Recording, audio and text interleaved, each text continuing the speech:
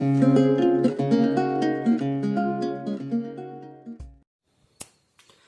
Everyone, welcome to my channel again. इस video में मैं आपके सामने साइटोप्लाज्म की जानकारी रखूंगा, लेकिन मैं चाहूंगा कि उसके पहले आप मेरे वीडियो को लाइक और सब्सक्राइब जरूर करें, अधिक से अधिक शेयर करें, ताकि मैं अधिक से अधिक वीडियो आपके सामने ला सकूं। तो इस वीडियो में आपके सामने साइटोप्लाज्म रखने से पहले मैंने पिछले 2 वीडियो में आपको सेल्स के बारे में और प्लाज्मा मेम्ब्रेन के बारे में बताया है। इस वीडियो में आपको साइटोप्लाज्म के बारे में बताऊंगा। पिछले वीडियो मेरे चैनल को सब्सक्राइब करके आप देख सकते हैं। इस वीडियो में साइटोप्लाज्म के बारे में जानें। तो चलिए शुरू करते हैं।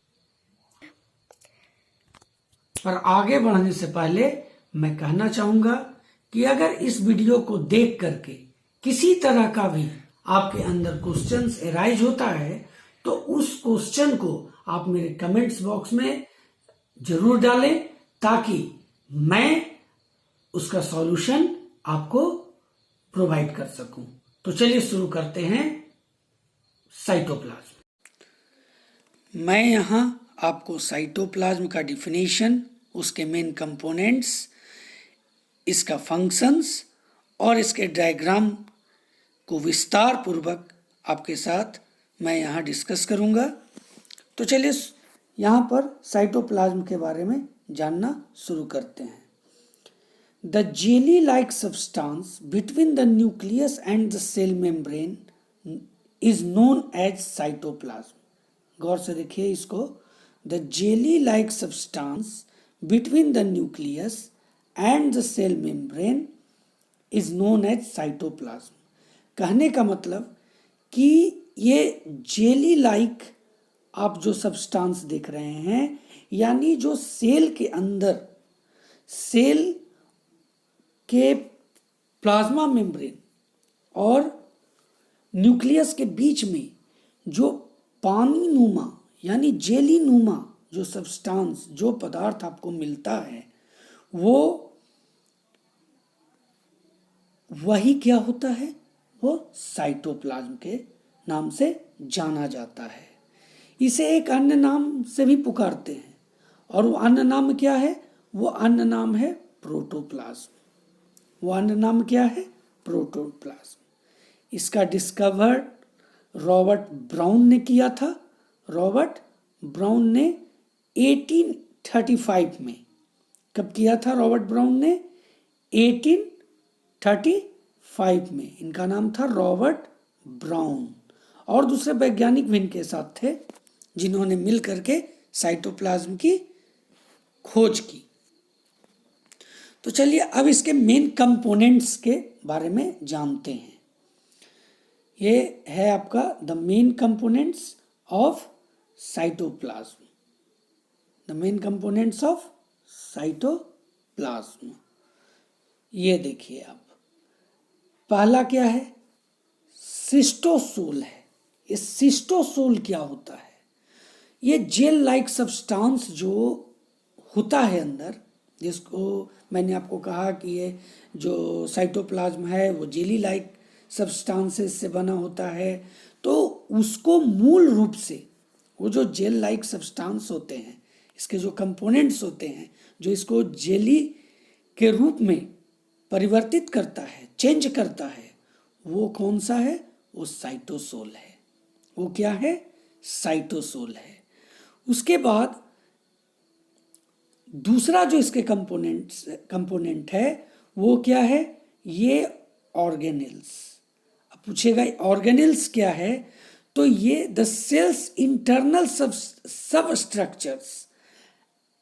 मतलब कहने का मतलब कि सेल के अंदर जो इस प्रोटोप्लाज्म के अंदर जो भी चीज़ें मौजूद हैं, जैसा कि जब हम सेल के बारे में जानते हैं तो सेल के अंदर क्या क्या होता है, जैसे भाई आप जानते हैं mitochondria, nucleus, endoplasmic reticulum, Golgi body और अन्य चीज़ें वैक्यूल्स वगैरह जितने भी चीज़ें हैं वो सभी क्या हैं, वो ऑर्गेनेल्स हैं। तीसरा कंपोनेंट्स जो आप इसमें देखिएगा तो वेरियस साइटोप्लाज्मिक इंक्लूजन्स, यानी जो अन्य प्रकार के साइटोप्लाज्मिक इंक्लूजन्स इसमें मौजूद होते हैं। दूसरे किसको छोड़ करके, साइटोसोल और ऑर्गेनेल्स को छोड़ करके जो बाकी जो दूसरे चीज़ें मौजूद होती हैं वो साइटोप्लाज्मिक इंक्लूजन्स होते हैं। तो ये मेन कंपोनेंट्स ऑफ साइटोप्लाज्म के बारे में मैं बता रहा हूं। अब चलिए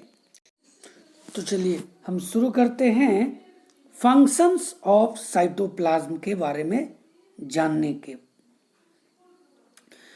तो पहला जो फंक्शन है इसका वो है क्या, the cytoplasm function to support and suspend organelles and cellular molecules, यानी साइटोप्लाज्म का जो कार्य है वो मुख्य रूप से क्या करना है, तो सपोर्ट करना है और सस्पेंड करना है उसके अंदर जितने भी ऑर्गेनेल्स हैं और जो सेलुलर मॉलिक्यूल्स हैं उनको सहायता प्रदान करना है, सस्पेंड्स करना है। तो चलिए दूसरे कार्य के बारे में जानते हैं।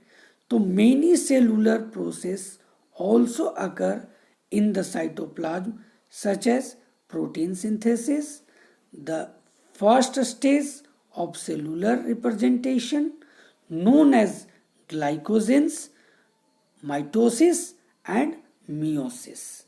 गौर से देखिएगा, many cellular processes also occur in the cytoplasm, बहुत सारे अन्य जो सेलुलर प्रक्रियाएं होती हैं साइटोप्लाज्म में, जैसे प्रोटीन का संश्लेषण हो,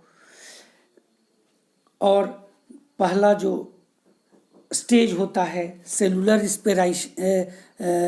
रिस्पायरेशन का जिसको ग्लाइकोलाइसिस कहते हैं, या माइटोसिस और मियोसिस, इसके बारे में हम अगले वीडियो में पढ़ेंगे कि ये माइटोसिस और मियोसिस क्या होता है। तो ये जितनी भी चीज़ें होती हैं, चाहे तो हम यहाँ पर प्रोटीन का सिंथेसिस देखें या first stage of cellular respiration देखें जिसे ग्लाइकोलाइसिस कहते हैं, माइटोसिस हो या फिर मियोसिस हो, ये सभी कोशिकीय प्रक्रियाएं जो होती हैं ये इसके अंदर संचालित होती हैं। तो चलिए अब तीसरे पॉइंट पर आते हैं। तो तीसरा पॉइंट बताता है कि the cytoplasm helps to move materials such as hormones around the cell and also dissolve cellular wastes। ध्यान से पढ़िए, मैं यहाँ पर फिर से आपको बताने जा रहा हूँ। The cytoplasm helps to move materials, मतलब साइटोप्लाज्म मदद करता है सभी पदार्थों को मूव करने में, क्योंकि आप जानते हैं मूव होगा क्योंकि अंदर ये तो जेली टाइप होता है, तो ये तो मूव करने में मदद प्रदान करता ही है। जैसे इसमें मूल रूप से क्या है, तो ये हार्मोन्स हैं। हार्मोन्स तो आप जानते ही हैं कि हार्मोन्स कितने एसेंशियल होते हैं एक सेल के लिए। Around the cell and also dissolve, hormones cell के चारों ओर घूमते हैं और बहुत सारे कंपोनेंट्स हैं जो घूमते हैं, पर मैं यहाँ एक एग्जाम्पल के तौर पर हार्मोन्स आपको बता रहा हूँ। और क्या है, डिसॉल्व सेलुलर वेस्ट, यानी ध्यान से देखिएगा इसको, dissolves cellular wastes. Cellular wastes कहने का मतलब कि जो कोशिकीय वेस्टेज होते हैं वो इसे क्या कर लेता है, साइटोप्लाज्म डिसॉल्व कर लेता है।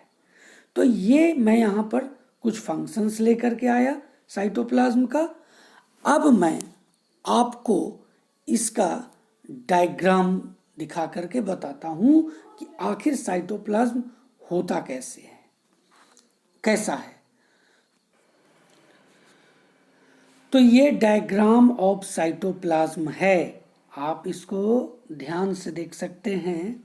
ये डायग्राम ऑफ साइटोप्लाज्म कहने का मतलब कि आप इसके अंदर देख रहे हैं चारों तरफ से ये जो पार्ट नज़र आ रहा है, ये जो पार्ट आपको दिखाई दे रहा है, ये वाला भाग, ये वाला जो भाग है, ये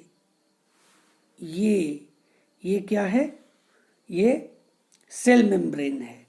और सेल मेम्ब्रेन ये आप देख रहे हैं, ये न्यूक्लियस है। और ये बीच का ये जो फ्लूइड वाला पदार्थ आपको चारों तरफ दिखाई दे रहा है, ये जितने भी मटेरियल्स नज़र आ रहे हैं, ये सभी क्या हैं? ये साइटोप्लाज्म है। ये क्या है? साइटोप्लाज्म है। आप देख सकते हैं यहाँ पर ये रूप में आपको दिखाया गया है, ये साइटोप्लाज्म, जिसको एक नए सिरे से आपको यहाँ पर इस फिगर में प्रदर्शित किया गया है। आप गौर से देखिए इस फिगर को। इस फिगर में आप क्या देख रहे हैं? ये प्रोटोप्लाज्म, ये क्या है? तो ये सेल मेम्ब्रेन है। और ये क्या है? ये न्यूक्लियस है।